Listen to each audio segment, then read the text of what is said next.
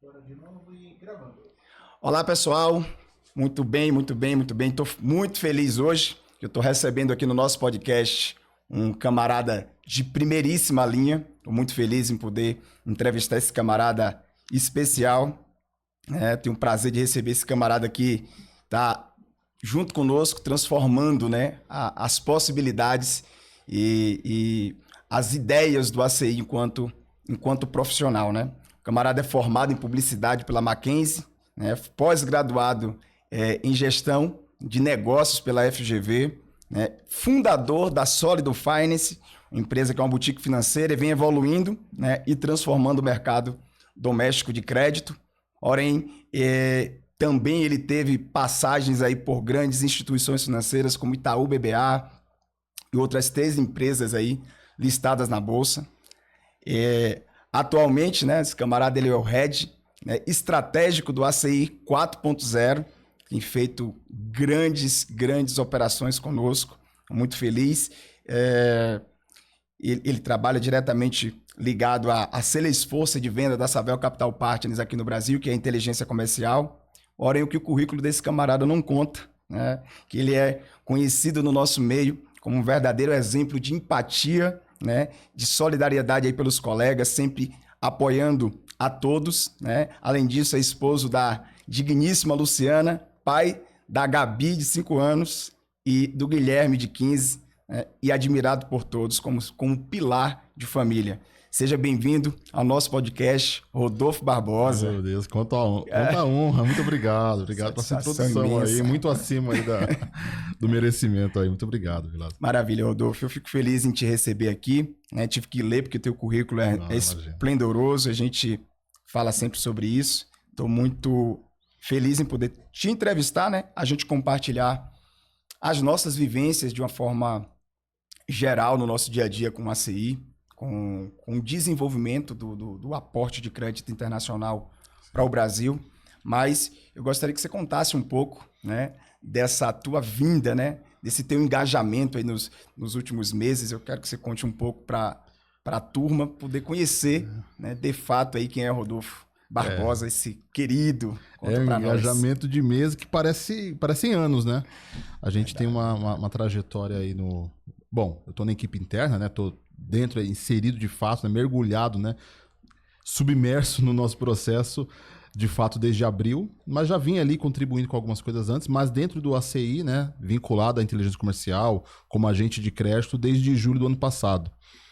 Né? E sempre por uma demanda de cliente, né? Como a maioria dos nossos agentes de crédito fazem, né? Chegam a nós, né? Tem uma demanda de 1 ou 2 ou 3 clientes, enfim, ou tem uma carteira muito propícia e precisa rodar ali uma solução para o cliente. Então, em julho do ano passado, navegando pela internet, buscando uma solução para uma cooperativa habitacional na época que não conseguia crédito em canto nenhum, cara, recheado de imóveis, 8 terrenos, cada um valendo 80 milhões, 70 milhões, não conseguia em canto nenhum. E o algoritmo ali já treinado, né, das redes sociais, me trouxeram ali a publicidade, o criativo ali de um agente de crédito, inclusive, um querido nosso, e ele falando sobre, tem um imóvel rural, um imóvel não sei o quê, tudo mais, eu consigo criar para você. O camarada muito assim, foi uma comunicação muito positiva, muito assertiva do ponto de vista ali do que ele queria dizer, do que ele queria trazer. E entrei ali em contato, comecei a entender do processo, fui estudar e tudo mais. Quando eu vi, já estava com o credenciamento na mão, né? E apresentando para os clientes, né? E naquele momento eu já vi que a gente tinha algo em mãos, algo muito poderoso, né? Muito transformador. Só que um entendimento do empresário, embora todos os esforços sendo voltados ali para a parte educacional, ainda incipiente, né?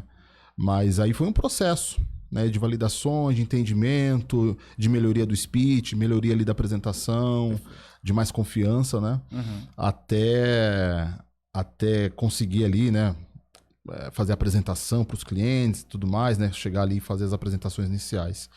E sempre te vendo, né, como uma referência ali dentro do processo também, né? Você, né, Vilazo, como uma referência ali entre os grupos, junto ao Luciano. E foi um momento muito, muito especial. Quando chegou o mês de janeiro ali, né? Aí, eu acho que no dia 2 de janeiro eu recebo um áudio maravilhoso ali. Bom dia, comandante, um camarada cheio de energia ali. 330, né? Não é nem no 110, 220, no 330, camarada. Aí era você me saudando ali, me dando um feliz ano e querendo conversar, querendo marcar uma call. E de lá pra cá foi essa avalanche de coisas boas aí, né? Que em abril, de fato, a gente ingressou em uma parceria mais sólida, né? Para o processo, né? E depois aí é a história sendo transformada, né? E esse processo. Obrigado por você ter falado um pouco aí já da tua entrada e da tua dinâmica dentro do processo do ACI. Eu vou te fazer outras perguntas que são assim super pertinentes, mas conta um pouco da tua trajetória anterior ao ACI. Que aí eu vou emendar com uma segunda pergunta para entender sobre as tuas ambições, sobre o teu propósito enquanto crédito internacional, com a tua visão, né, com relação ao país em si. Né? A gente teve até um jantar ontem, a gente conversando sobre os prêmios Nobel de Economia, e eu vou perguntar algumas coisas nesse sentido, mas conta um pouco da tua trajetória anterior ao ACI, qual a tua experiência. Tu já era um profissional gabaritado, como eu li parte aí do teu currículo, que é esplêndido, né, com as tuas formações acadêmicas, mas as tuas vivências enquanto profissional de mercado, enquanto advisor ali, que você, com a tua boutique financeira, com a Sólido, que ajudou, né, e ainda ajuda muitos clientes, mas hoje você está, né, 1000%, né, que eu costumo 1000% dentro do processo. Ele não atua especificamente mais com crédito doméstico, mas conta um pouco de como que você se transformou em esse homem aí, com essa potência para o mercado de crédito em si. Por favor. Legal. Você tem 20 e poucos anos, né, já nessa estrada. São. Então Agora 20 de outubro, coisa. dia 20 de outubro. 20 de outubro já hoje é 16, hoje são 16. Daqui a 4 dias. É que, na verdade, bom, para começar, eu sou um cara muito corriqueiro, né? Eu sou, de fato, uma pessoa corriqueira, né? Então, as pessoas, às vezes, têm uma imagem minha, mas eu sou um cara muito, muito tranquilo, não sou expansivo, e tenho um pouquinho de timidez em alguns casos, né? Bom, mas minha história sempre ficou ali naquela intersecção entre negócios e gestão. Certo. Isso é por conta dos meus pais. Meu pai, ele era comerciante, mas comerciante das antigas lá, de encher o carro de tranqueira, de produto, legal, encher a marajó dele de produto e sair de comércio em comércio. E depois que eu fui entender que meu pai tinha uma distribuidora. Mas meu pai sempre se apresentava nos lugares como, o que você é? Sou comerciante. Mas depois, né? Depois, você já, né, no mercado, que eu fui entender que ele tinha uma distribuidora ali, né? E ele fazia venda para dentro de estoque de lojas, né? Ele comprava ali das fábricas, depois tentou montar uma fábrica e tal. Mas eu sempre vi meu pai negociando. Sempre vi meu pai trocando cheque, meu pai na rua, vendendo, fazendo dinheiro. Nunca voltando de bolso vazio para casa. Que legal.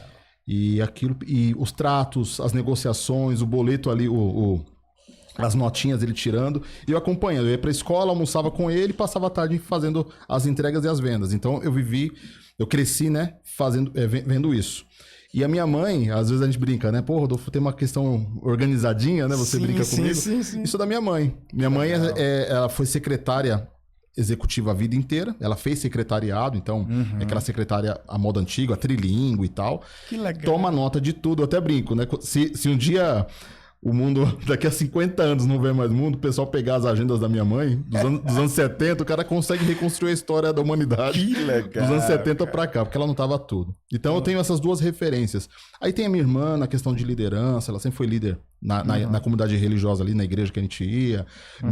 Meu avô da parte musical, enfim, a gente é fruto desse ambiente, né? Que bacana. Mas profissionalmente foi isso. Então eu nunca tive muita dúvida quando eu comecei ali já naquele trajeto, vou fazer faculdade, vou pro mercado, do que eu vou fazer. Eu nunca me imaginei sendo um burocrata atrás de uma mesa, escrevendo o dia inteiro, ou digitando o dia inteiro e tal.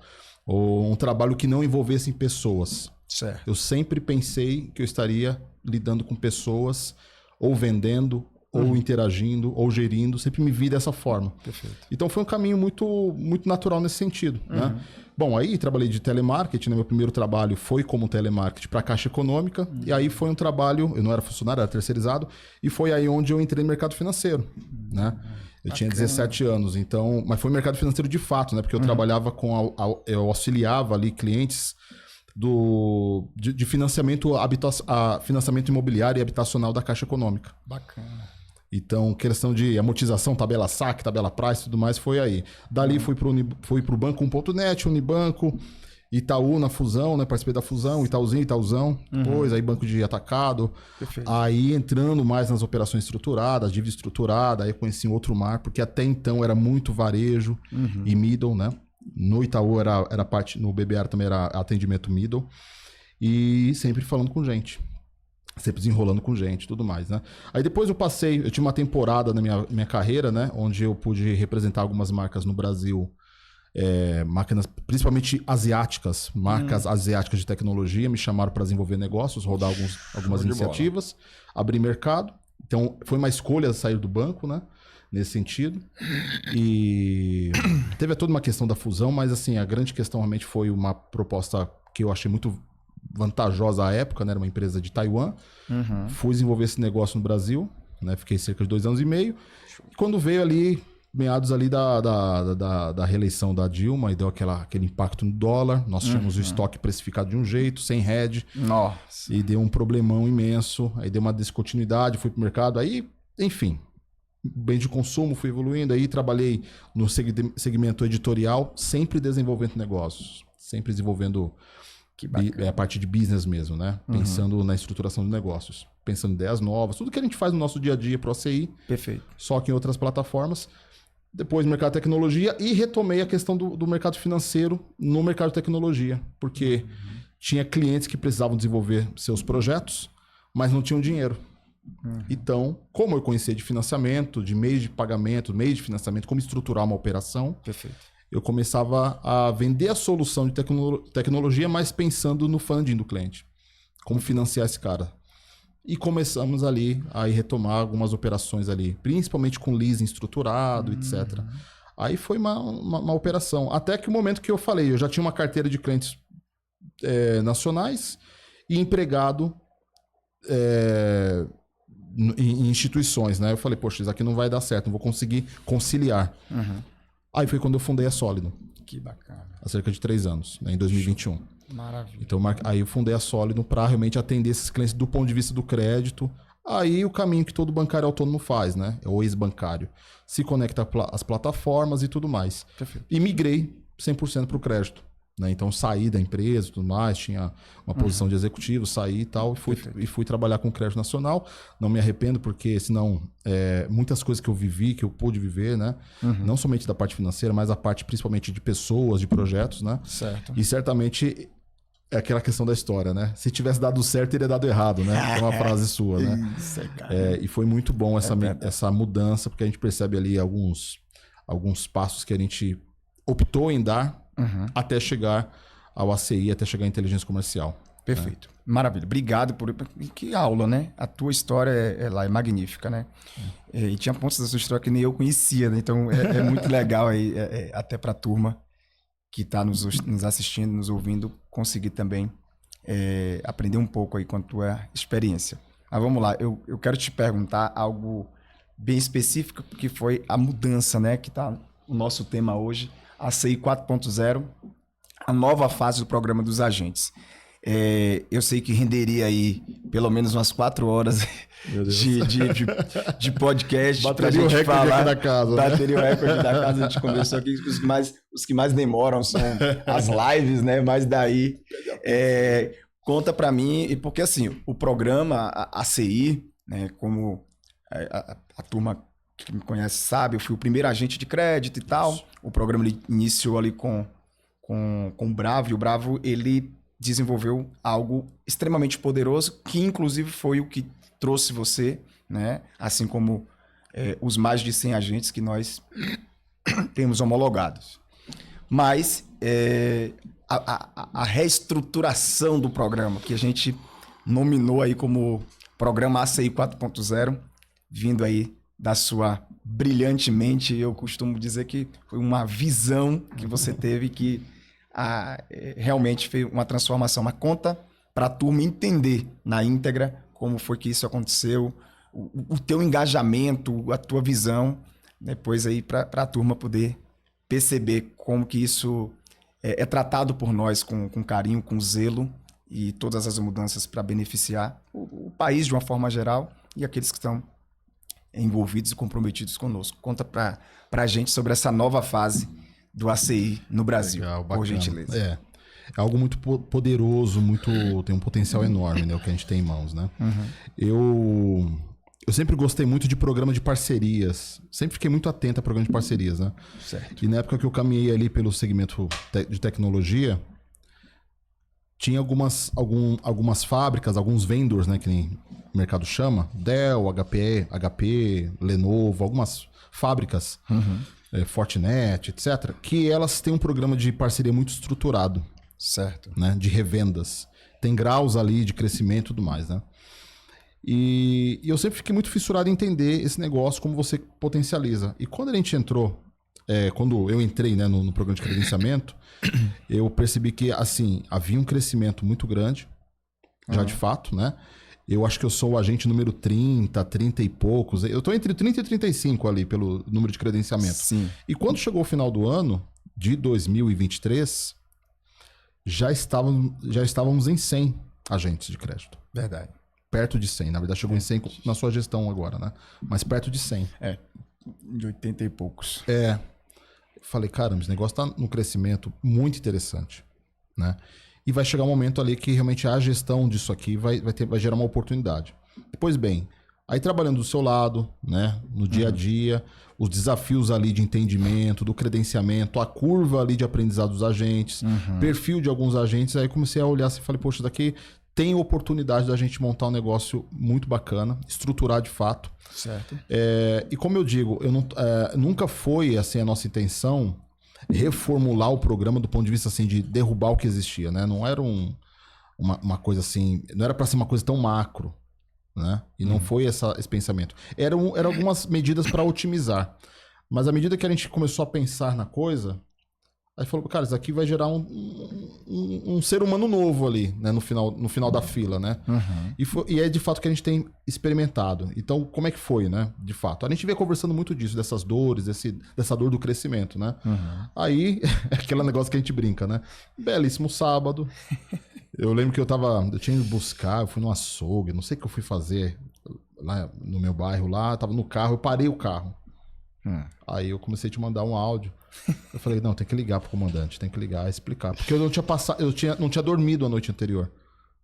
Minha cabeça mil e tudo mais. Aí minha esposa dorme, amor. Eu falei, não, deixa eu aqui. Eu tava no celular escrevendo coisa. Aí fui pro escritório, comecei a escrever e tal. Enfim, a cabeça mil, sabe como é que é, né? A pessoa não para.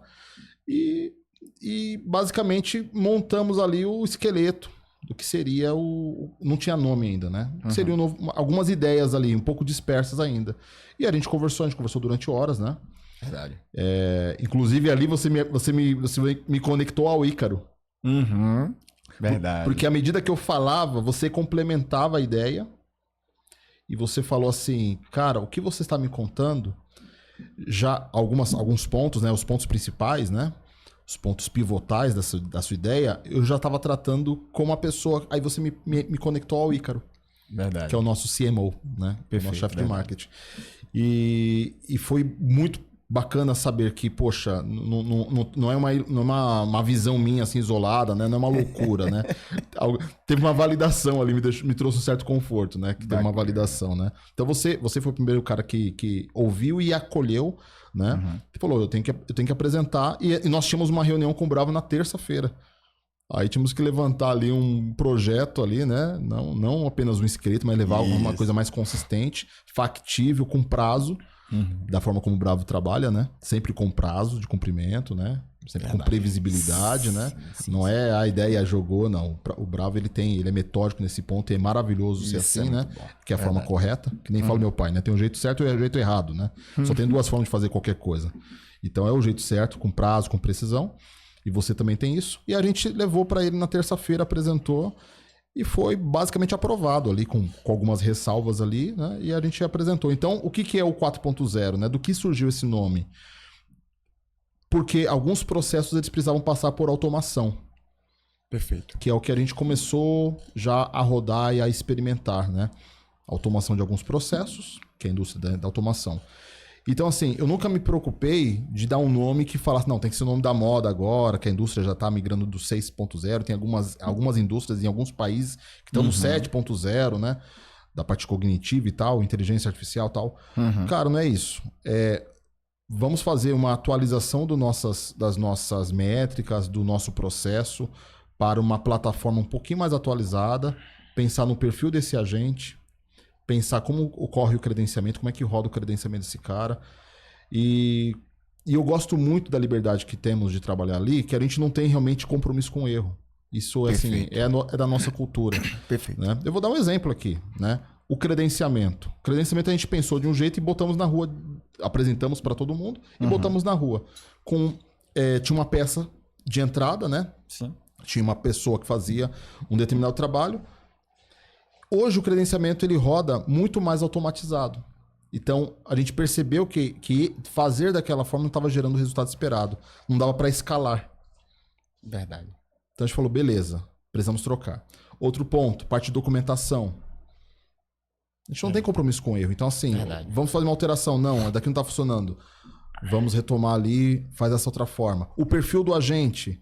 Sim. Tal. Então assim, esse tipo de liberdade é o que permite que a gente alcance o resultado que está sendo alcançado mês após mês, semana após semana, né? Aí é outra brincadeira nossa, né? O nosso crescimento é semanal, né? É de startup mesmo.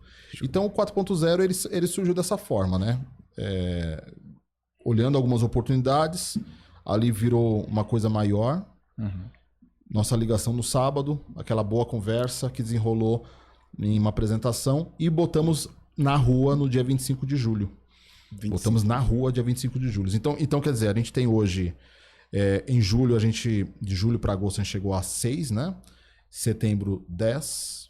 Não, perdão. Agosto e setembro foram 20 agentes ao todo, já nesse perfil.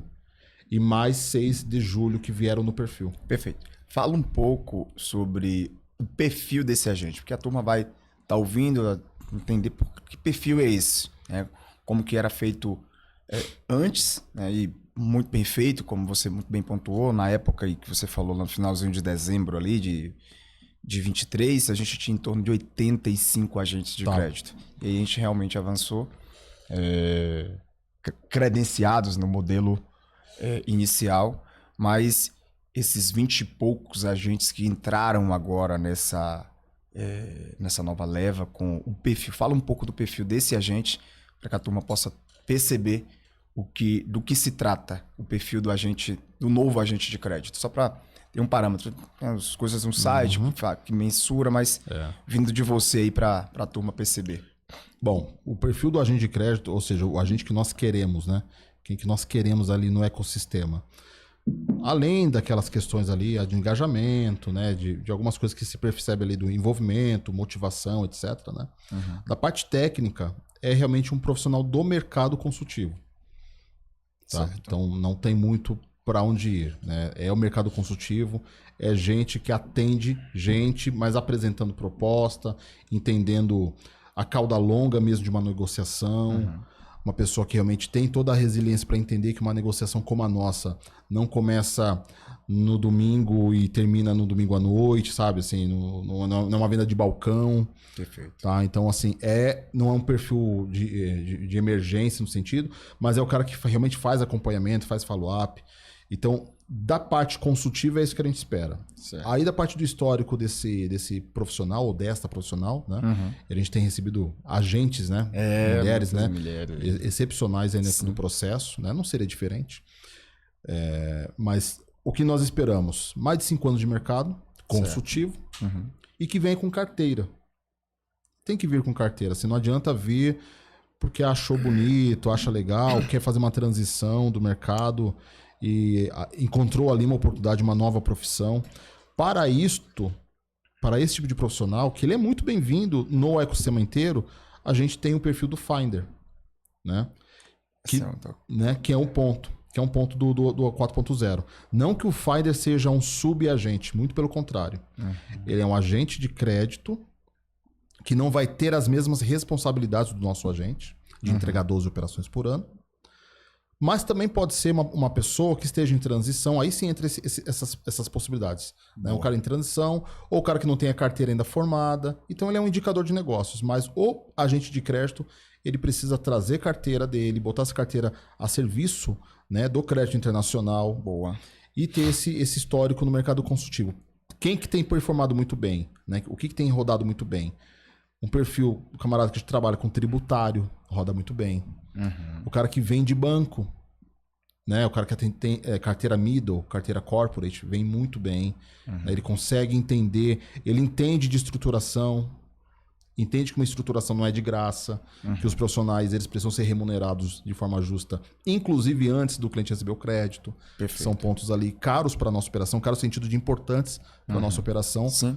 para que ele realmente não tenha aquele receio de apresentar uma coisa que é óbvia. Que o mercado de dívida estruturada já faz isso há 80 anos, sei lá. Perfeito, perfeito, perfeito. Muito bom, muito bom.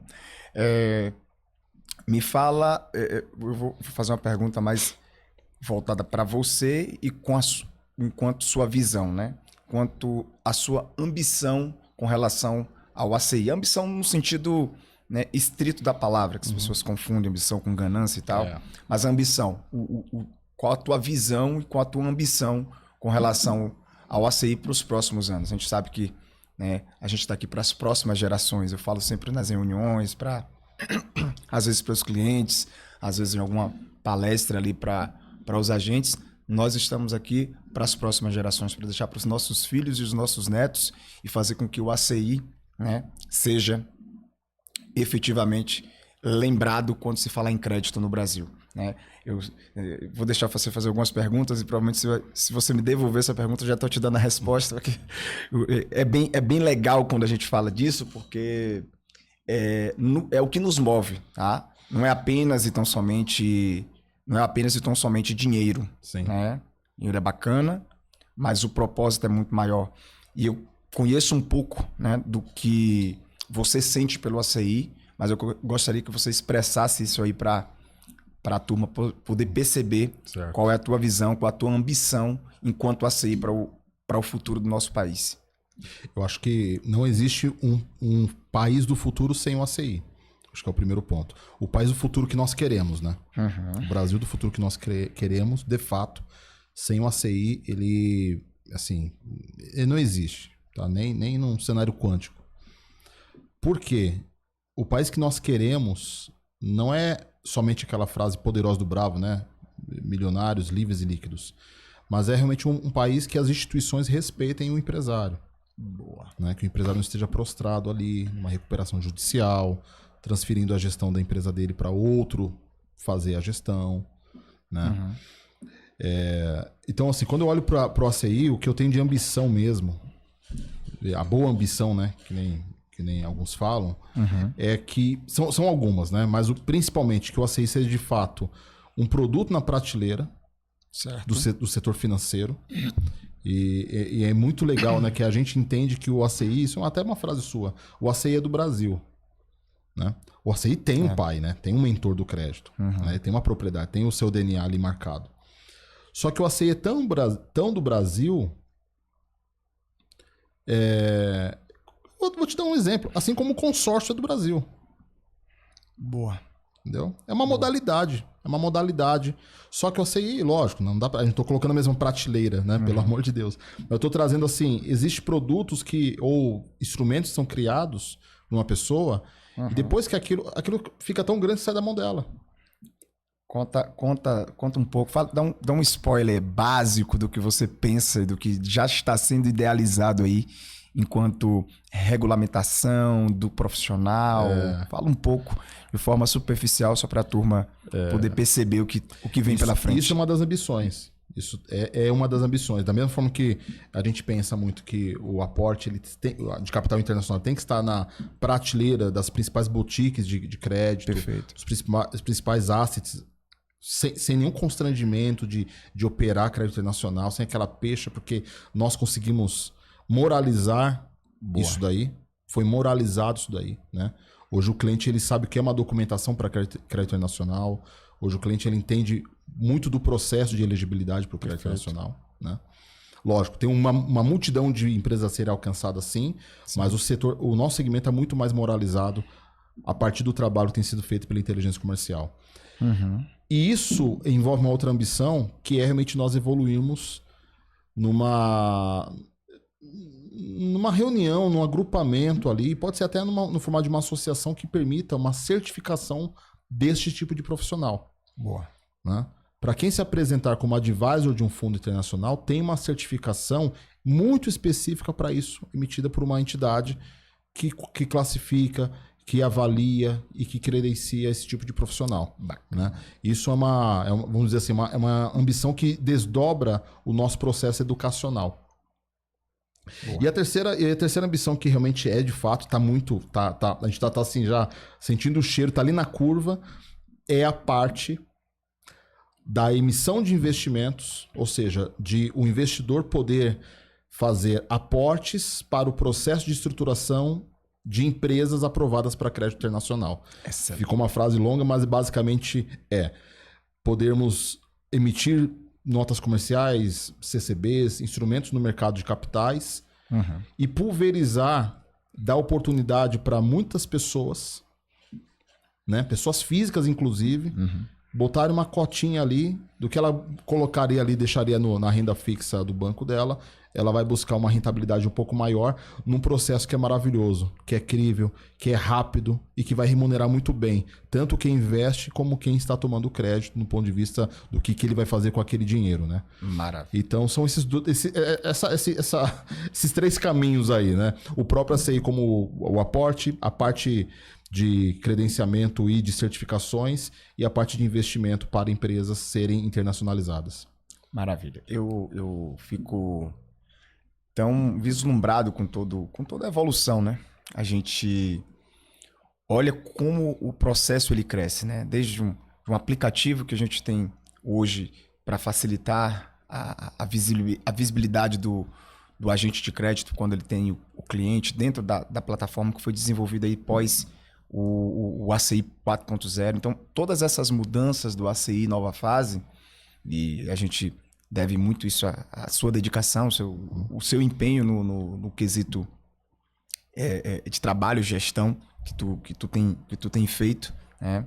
A gente, de fato, é muito grato, né? E quando eu me refiro a esse ponto com relação à ambição, ao crescimento do negócio, eu consigo enxergar efetivamente pessoas como você se conectando, como nós temos outros tantos quanto que chegaram com o mesmo propósito, estão enxergando que o que vamos, o que já fizemos, né? O que o Bravo fez aí na última década, né? E nesse modelo nos últimos, que estamos caminhando aí para o 7º ano, mas o que nós vamos fazer pelas próximas décadas, cara, é excepcional. Eu ouvindo você falar esse pequeno spoiler que você trouxe aí, a turma não faz ideia de quanto o ACI vai contribuir para um país efetivamente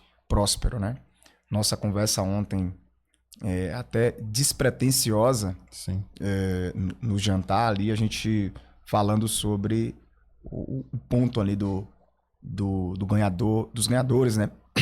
Do Prêmio Nobel de Economia. Sim. E é tão fantástico.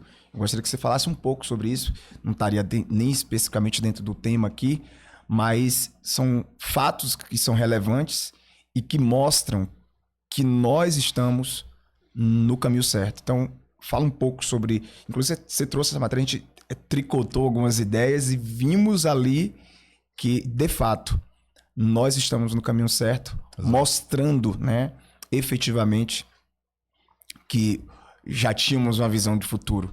E quando vem essa questão do Nobel de Economia falando deste ponto, eu gostaria que você discorresse um pouco sobre isso. Eu acho que seria bem legal para até pegar esse fato recém-acontecido e propagar aqui para que as pessoas também possam ouvir com a nossa ótica. Muito bom. Bom, é referente a esse trio, né, de economistas, né, que venceram o Nobel ali 2024 de economia. E a tese central do trabalho deles é por que existe desigualdade entre as nações, entre os países, né? Inclusive, dois autores ali, dois economistas do prêmio, eles são autor e coautor do livro Por que as Nações Fracassam. Né? Então ali já tinha ali um preâmbulo ali desse estudo final. E é basicamente a tese de que os países mais ricos são os países cujas instituições são inclusivas, né? Do ponto de vista de oportunidades para as empresas, para os pequenos empreendedores e para o cidadão. E os países que exploram, ou seja, as instituições públicas e privadas exploram a sua população, esses são países fadados ao fracasso, países historicamente, né, e cronicamente pobres, ou realmente muito mais pobres que as nações ricas, né? E tem até algumas métricas ali, né, que eles colocam de níveis de riqueza. Porque antes ficava aquela questão, não, o país rico é o país que está lá no hemisfério norte, o país mais frio, aí jogava a culpa no clima. Aí tinha uma discussão também a respeito da religião, né? Não, país de origem protestante, segmentação protestante, referente à origem católica. Então tinha uma discussão ampla sobre esse sentido, mas ninguém chegava realmente num ponto, um fator realmente decisivo sobre porque alguns países são de fato mais ricos e outros mais pobres, né? E quando a gente olha por esse motivo, né, que esse trio de estudiosos, de economistas trouxeram, esse trio trouxe, né, para a sociedade, é justamente o nosso desafio, que é internacionalizar o empresário, tirá-lo desse ambiente opressor, né, de extração da sua riqueza, extração realmente do seu poder de compra, do seu poder de investimento, do seu poder de crédito com as condições aqui, né? Quer dizer, eu tenho uma taxa boa, mas você não pega o suficiente para reinvestir. Aí então o cara tem que fazer operações fora do balanço com uma taxa muito alta que realmente inviabiliza o projeto. Então é tirar esse empresário desse ambiente e levá-lo para um ambiente de oportunidade. A internacionalização permite fazer isso. Ele não precisa mudar o endereço fiscal e nem o endereço operacional da empresa dele. Ele continua operando aqui. O segmento dele é aqui. A gente sabe que a OCDE classifica o Brasil como o segundo melhor destino de investimentos. Perfeito. Né? Perfeito. Então, assim, para ele investir, faz sentido. Mas para ele prosperar, para ele crescer no sentido de captar recursos para gerar funding, ele faz em países que geram esse tipo de oportunidade, que não existe um grande conluio ali, monopólio, oligopólios ali de bancos e instituições. Então essa questão do Nobel é muito poderosa porque revela justamente um trabalho que já estava sendo feito, né, através da inteligência comercial, através da Savel, através dos fundos que representamos, que é justamente pegar esse empresário e levá-lo para um ambiente um ambiente pro-business, de fato, né? Onde ele vai ser olhado realmente pelo projeto que ele tem, por quanto cada dólar investido na estrutura de capital dele vai movimentar, vai fazê-lo crescer, né? Então, esta é realmente uma publicação que foi essa semana, né, essa premiação, essa divulgação da premiação, e que trouxe muito para nós assim, um entendimento de que, olha, existe uma validação agora, inclusive científica, do que o trabalho que nós estamos realizando é um trabalho realmente que vai levar o Brasil para o país do futuro que queremos. Excepcional. Excepcional. Eu lembrei de uma história, não me recordo agora o nome do cientista, mas eu vou contar a história só para classificar alguns pontos que a gente muitas vezes não se atina para entender. O Brasil não tem prêmio Nobel, né? Exato. Não tem Oscar. E o Brasil é uma baita nação com pessoas com mentes brilhantíssimas, né? E a história foi a seguinte, um cientista, ele estava conversando com... Isso foi um fato, tá? Eu não me lembro efetivamente o nome, mas enfim. Ele é um cientista, ele estava nessas premiações, né, do Prêmio Nobel, e ele teve a oportunidade de jantar com 3 julgadores, né? Pessoas que julgam ali para quem vai ou não vai, enfim. Esses três senhores nesse jantar com ele, ele perguntou para eles, né? Por que o Brasil não tem um prêmio Nobel? Aí disse que um olhou, eles conversaram e não falaram, enfim, deram aquelas meias desculpas. E depois, lá para as tantas ali, depois de 2 ou 3 vodkas, um deles fez assim: você me perguntou por que o Brasil não tem prêmio Nobel? Aí ele disse: opa, o cara vai falar alguma coisa. E a expressão desse senhor para ele foi a seguinte: o Brasil mata os seus heróis. Uau. E é tão real isso que toda vez que a gente vê pessoas que... E a gente fala isso nas nossas palestras, nos nossos treinamentos, né? Sobre o sistema, né? Sim. Toda aquela pessoa que tenta bater contra o sistema, ela é sucumbida, né? E o nosso trabalho, ele vem todo numa linha totalmente diferente. Nós não batemos no sistema, né? Mas todos que tentaram bater no sistema, e a gente tem história, né, do próprio Barão de Mauá. Eu pensei nele também. Né, o evangelista ali, Isso. né, que foi sucumbido pelo próprio sistema. Né? Vencer o sistema é algo que eu costumo propagar, que é impossível. Sim. É impossível. Todos que tentaram fazer, eles foram sucumbidos. Mas tem pessoas como o Luciano Bravo, tem pessoas como você e como outros tantos quanto estão conosco hoje, não contra o sistema. A gente não está contra os bancos. Muito pelo contrário, inclusive a gente tem conversado com alguns banqueiros, né, e com o viés específico de sensibilizá-los. Sim. E mostrar que não é bom empurrar uma empresa numa recuperação judicial. Não é bom para o país, não é bom para ele enquanto instituição. Até pode estar numa situação confortável, né, de não liberar o crédito e tal. Mas uma empresa em recuperação judicial, como muitas, né? A gente tem um exemplo recente da AgroGalaxy, né? Uma empresa multibilionária em faturamento, mais de 4 bi de faturamento. Então, a gente sabe dos motivos, mas não é bom para uma empresa entrar em recuperação judicial, né? Eu, vindo do mundo jurídico, sei exatamente o desafio que enfrenta a empresa quando ela está em recuperação judicial. Né? São famílias que muitas vezes perdem seus empregos. Né? Então, nós estamos buscando efetivamente sensibilizar e mostrar para os bancos, para os banqueiros, que o nosso crédito, quando nós internacionalizamos um cliente, ele vai trazer 5, 10, 20 ou 30 milhões de dólares para o Brasil. Quando esse dinheiro entra aqui, o dinheiro não vai para debaixo do colchão do cliente, vai para o banco. Né? E quantos dos nossos clientes chegam com um recurso aqui, resolvem os problemas, às vezes, que tinham com pendências financeiras, como já tivemos vários casos nesse sentido. Então, o dinheiro que o cliente capta lá fora através de uma internacionalização beneficia toda a cadeia produtiva, beneficia o país. E é esse prisma que você tocou, e eu fiz questão de abordar com relação aos prêmios Nobel de Economia, os professores que ganharam ali, tratando exatamente do que nós falamos. Né? Nós tivemos um país que ele tenha a liberdade, né, econômica, né? Ele tem a possibilidade de prosperar muito mais rápido. O Brasil é um país jovem, sabemos disso. Temos muita coisa para explorar no país no sentido de crédito. Né? A gente sabe que é possível, mas enquanto o empresário ele não sair da posição de vítima, porque o empresário está na posição de vítima, mas ele é considerado por esse sistema como vilão. E ele é considerado como vilão porque às vezes ele tem que, muitas vezes, eu costumo falar nas apresentações, às vezes o camarada tem ali a folha de funcionários, né?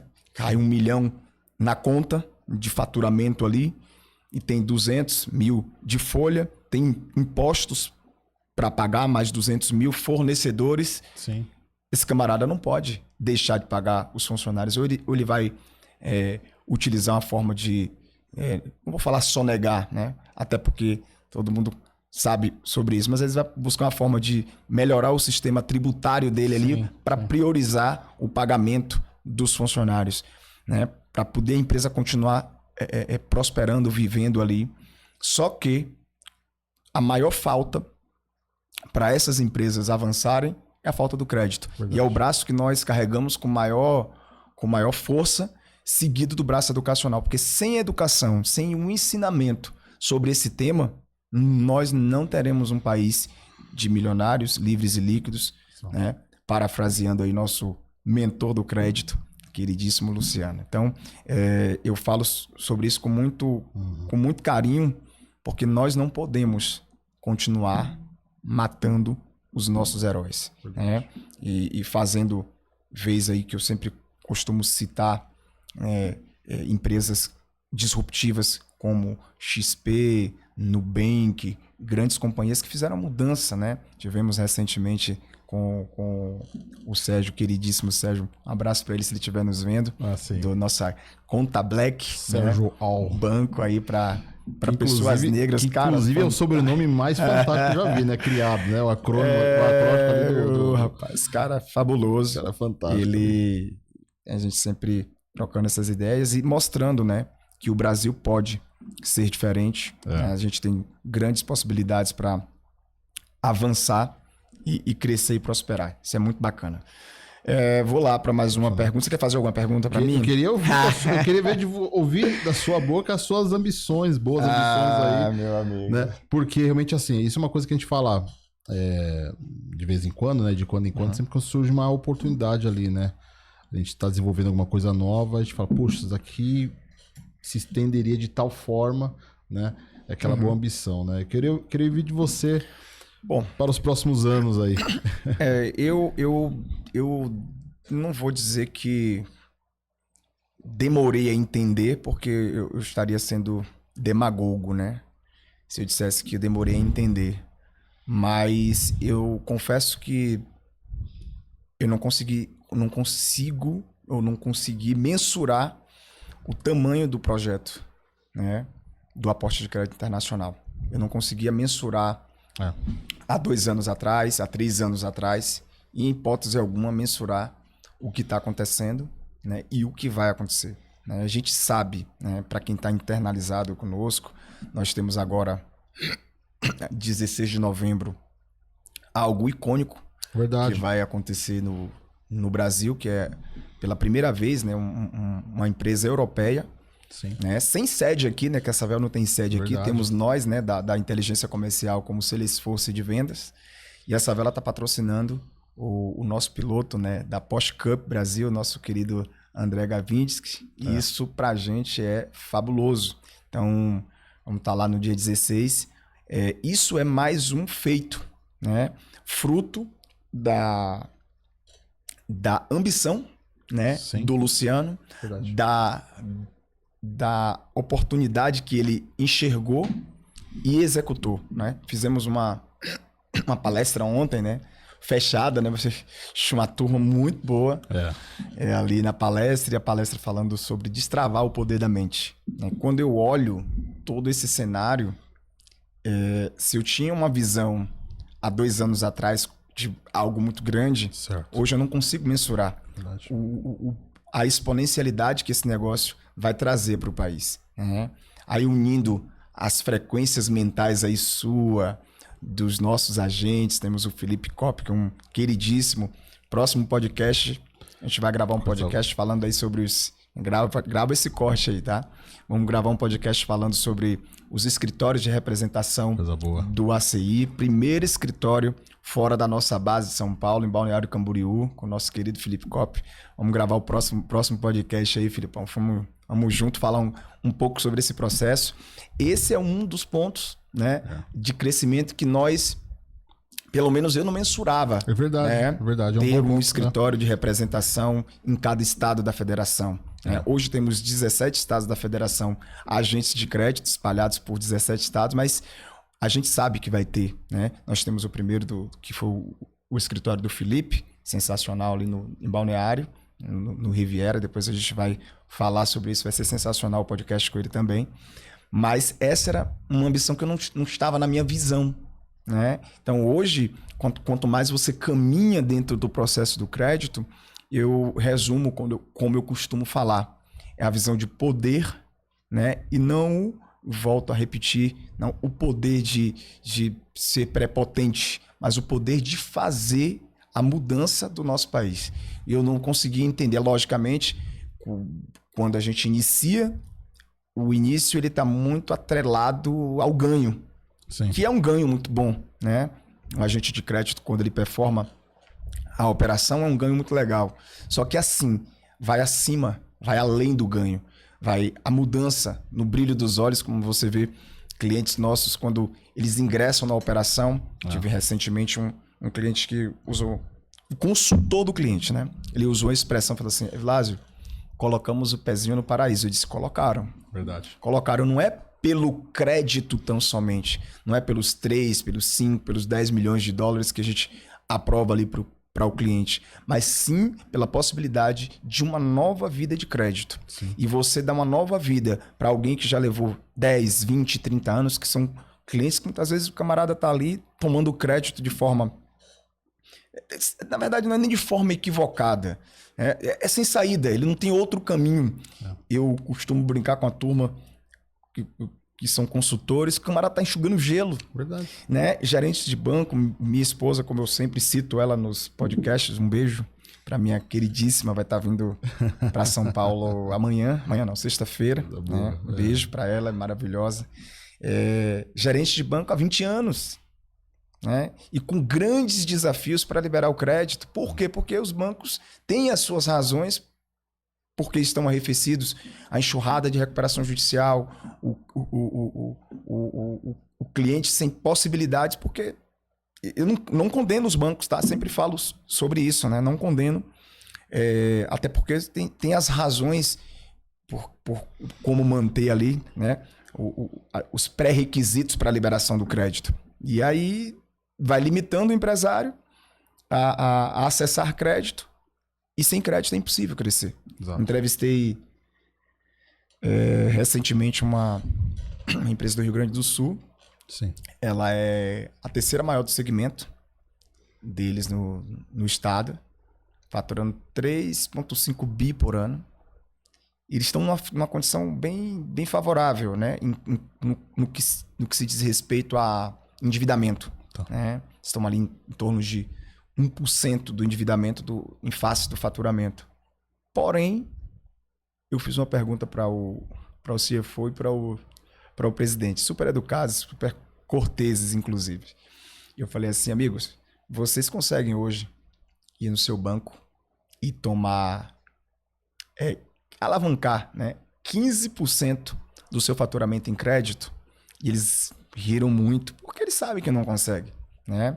E às vezes está carregando ali 3,5 bi, Sim. com 1,5, 2, no máximo 5 de lucro líquido. Essa empresa ela não pode errar. Exato. Ela não pode errar. E o que me causa espanto é uma empresa com essa envergadura não estar internacionalizada ainda. Né? E aí a gente vai vendo inúmeros exemplos do porquê que essas empresas não estão internacionalizadas. Muito simples. Não ensinaram que existia um caminho. Até, às vezes, ele ouve falar, mas o empresário ele termina não olhando de forma holística para o negócio. Ele olha muito de dentro da companhia e ele não consegue enxergar que lá fora tem saída para crédito que lhe é negado aqui. Né? Às vezes o camarada exerce uma empleitada ali na busca de um crédito, às vezes de um banco de fomento que leva 6 meses, 1 ano, tem casos que levam até 2 anos para chegar no final ali, o banco negar o crédito. Exato. Ou pôr uma condição inviável ali para contratação e o cara perde aquele tempo inteiro. Exato. Quando nós falamos do ACI, a gente tem um prazo regular de liberação de crédito entre 60 e 90 dias úteis, se todos os requisitos forem cumpridos. Sim, sim. Se o cliente cumprir todos os requisitos, a gente sabe que a liberação é no máximo em 90 dias, né, bancários ali. Isso é música para os ouvidos do empresário. Né? Mas eles precisam conhecer. Esse conhecimento foi negado. Nos últimos 50 anos, nós não temos ninguém vivo fazendo o que o Luciano Bravo começou há 12 anos atrás, e o que nós, enquanto agentes de crédito, fazemos hoje. Ninguém ensinou isso. Então, minha missão, efetivamente, é continuar. Não só o crédito, mas levando o conhecimento, treinando pessoas, mostrando que o caminho do crédito internacional não é nenhum bicho de 7 cabeças, inclusive é algo extremamente simples, né? É muito mais simples do que o que o empresário imagina, né? Até o nosso próprio checklist de documentações, ele, em detrimento aí ao que os bancos tradicionais domésticos pedem, bem simples. E aí cabe já eu te devolver uma pergunta. Fala um pouco sobre o nosso processo de elegibilidade e a nossa esteira de crédito, com a esteira proprietária. Explica um pouco para a turma, para eles entenderem que a gente já está caminhando para o final aqui com mais umas 2 perguntas. Bacana. Senão a gente vai estourar o horário do nosso querido ali. Manda brasa aí. Isso tem a ver também com 4.0, né? A questão do processo de elegibilidade. Quer dizer, tem uma esteira, tem um processo, tem todo um fluxo de trabalho já montado. Isso não foi mudado, né? A estrutura toda não foi mudada. O que foi melhorada foi a comunicação, foi a gente trazer pessoas do nosso back-office para apoiar os agentes. Isso é muito difícil ter por aí. É muito difícil, tá? E assim, eu falo com muita tranquilidade porque já estive em algumas plataformas aí de crédito, já tracionei crédito em bancos e fundos diversas vezes. O que você tem é um ponto focal ali para o qual você manda a documentação, ou um sistema que você apenas faz o upload e depois vem umas devolutivas. Mas uma equipe disposta, com um grupo de pessoas, quase 5 pessoas ali empenhadas, e melhorias contínuas para coletar essa documentação, para que a documentação venha realmente na cadência correta, com as informações corretas, com toda a pré-conferência. Eu desconheço outra plataforma que esteja fazendo o que a gente faz, né? Mas de forma bem prática, o processo de elegibilidade ele é constituído por um checklist, como você disse. A gente até deu uma reduzida ali na documentação, né, no que era possível, mas é muito tranquilo do cliente juntar aquela documentação. É de fato tranquilo. Sim. Né? A gente dispensa a necessidade de CNDs, o cara tem que ir a cartório. É o quê? Documentação dos demonstrativos financeiros, fiscais dele, que ele solicita a contabilidade. Documentação pessoal do sócio, do proponente. Cartas que ele assina.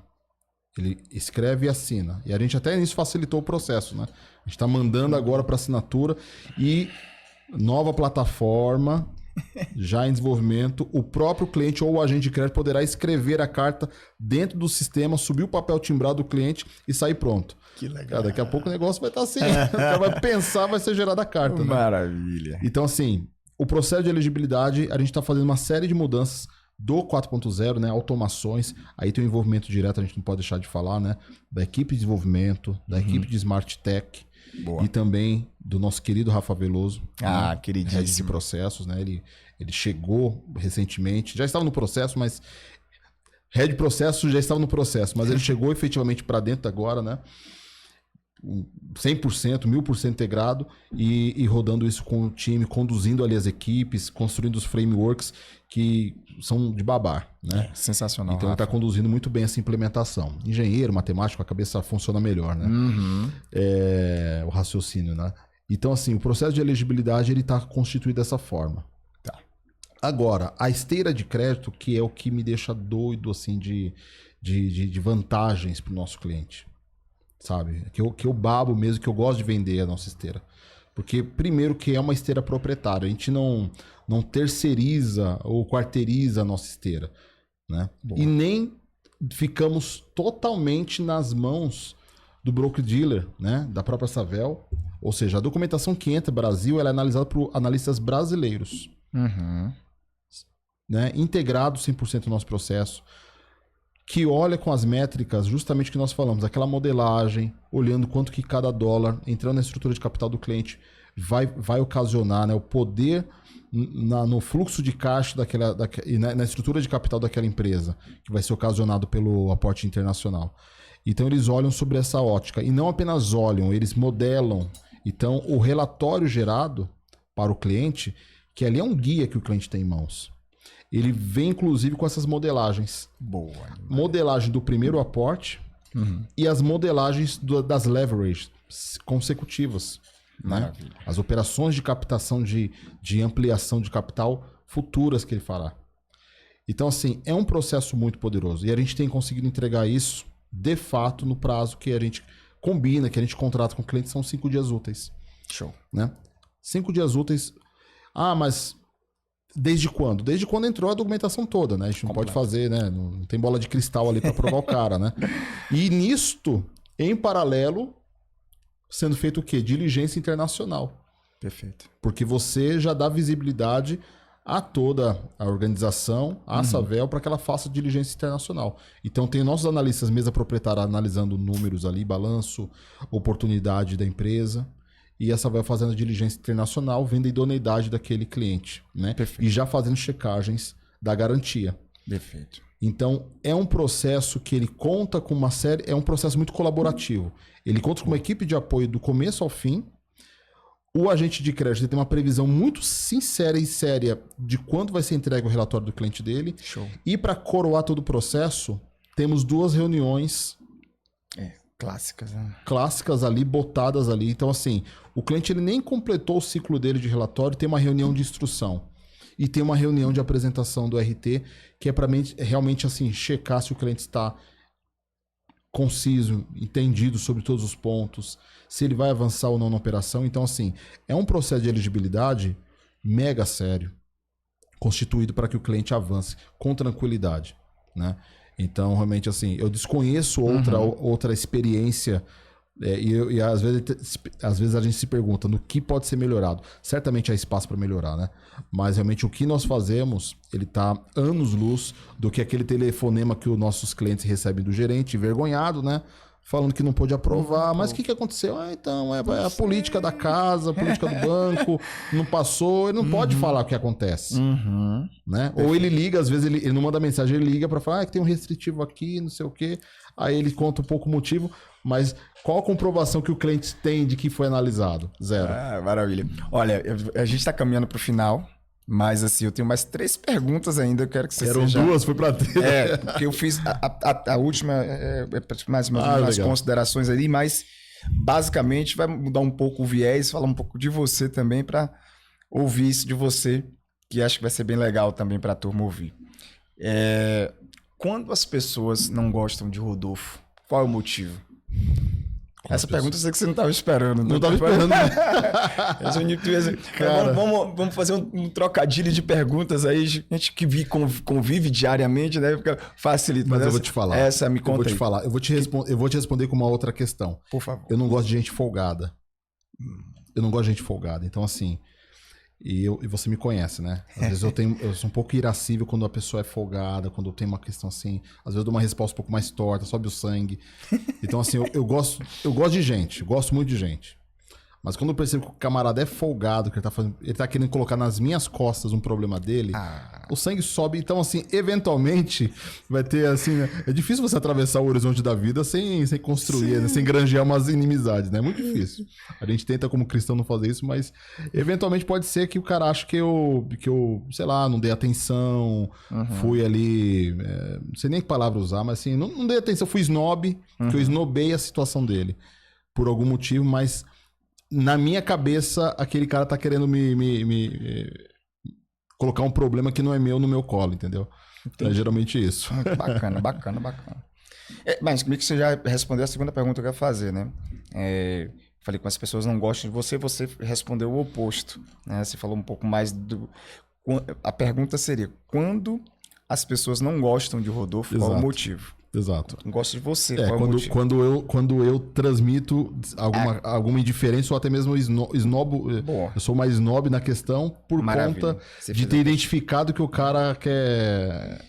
Então seria mais ou menos... Quer folgar pra cima de mim. Que tipo de pessoa não dá certo trabalhando com você, você já respondeu, folgado. Pessoa folgada, pessoa lenta. É lento, devagar. Pessoa devagar, pessoa de raciocínio. Diferente do comandante aqui que é ligado no 360. Pessoa devagar, pessoa lenta, aí vai ter dificuldade de trabalhar comigo. Mas essa última pergunta, para finalizar aqui, eu vou deixar você fazer as considerações finais. Gostaria que você deixasse um recado aí para... aquele consultor doméstico, o cara que está no mercado buscando crédito para o cliente, ou da área construtiva, como você muito bem falou. Que mensagem você deixa para esse camarada dando como visão o que nós fazemos como profissionais, como agentes de crédito internacional? Qual mensagem você deixa para esse camarada que está no mercado visualizar o nosso negócio? Bom, primeiro que é maravilhoso fazer comissão em euros. Tá? Em euros e dólares. Ainda mais quando são milhares deles, né? Então é muito bom. Né? Então, é o primeiro motivo. Eu não tenho. Eu acho que é o principal motivo, né? Fazer dinheiro em moeda forte, né? Bacana. Sobre milhões, né? Sobre milhões, não. De moeda forte. Então, você faz percentual sobre milhões de moeda forte. É a primeira questão. Mas, assim, sendo mais espirituoso, né? No sentido de propósito, né? Sem fazer muita brincadeira, não tem outro caminho. Não tem outro caminho. Pode ser que você, consultor, tenha acesso a bancos, fundos muito exclusivos, tem uma consultoria muito forte. Eu acredito que muitos tenham isso. Você tinha isso, né? Você tem isso. Você, enquanto profissional, você tem isso. Então, ninguém melhor do que você para falar um pouco sobre esse quesito. Exatamente. Então, só que é um auto-engano isso daí. Porque ele resolve o problema daquele cliente naquele momento, daria para 8 meses. Ele não resolve a vida do cliente. Ele não liberta o cliente dele. Né? E ele vai ter um grande problema, porque quando ele for tentar buscar mais crédito para esse cliente, ele vai realmente embarrigar aquele cliente no limite ali de endividamento dele. Ele não vai conseguir condições eternamente melhores. Ele pode conseguir uma condição muito boa, com uma carência, não sei o quê, só que aquele cliente, ele precisa de crédito. E não é precisa de crédito porque ele é um irresponsável, não sei o quê. Porque empresas precisam de crédito. Porque a teoria do capital diz que o capital de terceiro, ele tende a ser menor do que o capital do acionista. Porque o acionista, ele já tem um risco do negócio. Perfeito. E ele pegar o dinheiro da poupança dele, botar no negócio, usar o capital próprio, é um risco absurdo. Porque se der um problema, ele não tem de onde tirar. Então, por isso que ele usa other people money, dinheiro de outras pessoas. Então, assim, o seu cliente precisa de crédito. Onde você consegue levar para um processo perene, saudável de captação? É o crédito internacional. Então, assim, consultor, meu amigo, minha amiga, né, colega, vem para o crédito internacional. Não tem, deixe esse auto-engano de achar que o mercado brasileiro de crédito tem solução. Ele tem pílulas rápidas e frágeis de uma dissolução de um problema muito específico. Um financiamento, um custeio, algo específico, temporal.